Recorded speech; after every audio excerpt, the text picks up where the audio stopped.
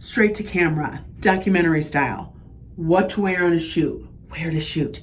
These are all really important questions about your next video that unfortunately I can't answer for you. But in this week's Behind the Stream, we're telling you how one of our clients did it and how we think about this question. So keep watching to learn more. I have been obsessed with film since I was 3 years old. I have lots of experience in the corporate marketing video world. I started working in video production in 1995.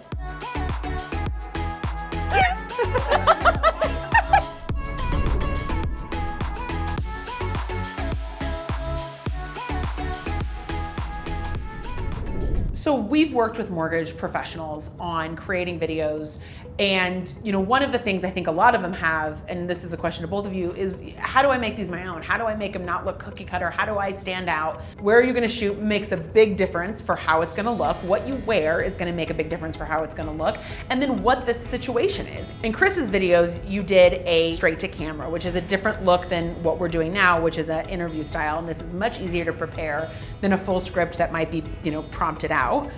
What else do you do to make sure how else did you produce those videos from a style video production standpoint? Well, we knew he wanted to be very branded. He came in with, I think, 4 different guaranteed rate shirts, ended up wearing 2 of them. We had the logo in the background. We shot at an office in downtown Denver. And then we also got video of his team working in the conference room together, once again with the guaranteed rate logo. And that was he wanted guaranteed rate all over those videos. Yeah. Right?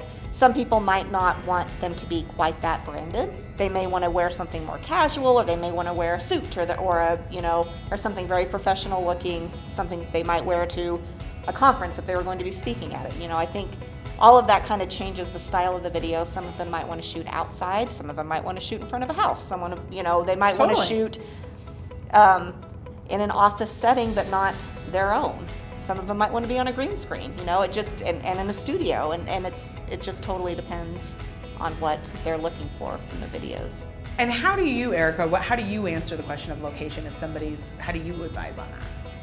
I don't necessarily pick the location. I mean, that's for the pre-production process and working with a producer process. But once we get into a location, yes, I look for things like windows, noise distractions.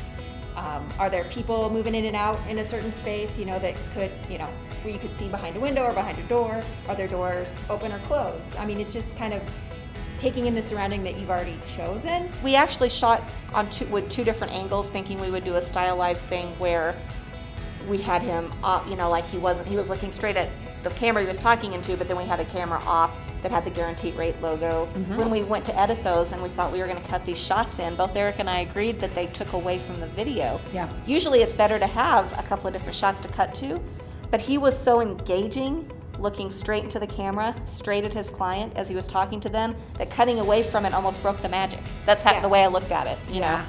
So we just kept it, we just didn't even use the second camera at all in his edit. And those are all part of the creative process. You plan for that in pre-production as much as you can, but always be willing to scrap that plan if something better comes along and it's gonna work better for what you're trying to do. 2 things, there's macro location, like where you're actually shooting in terms of, is it inside, is it outside, is it a house, is it an office? And then there is, within that location, what do you need to consider, which is what Erica was saying with the noise, the backgrounds, is there too much light, or the window's too much, too little, whatever that is. That's all things that you want to consider when you're creating a great shoot, which obviously if you have somebody like Mainstream, they're going to take care of that for you. But when you're talking about building your own branded piece, we rely on you to help us figure out, we all have a brand. So what is the brand that you want to bring into it? What are you looking to showcase? That's the question you want to ask before you start shooting.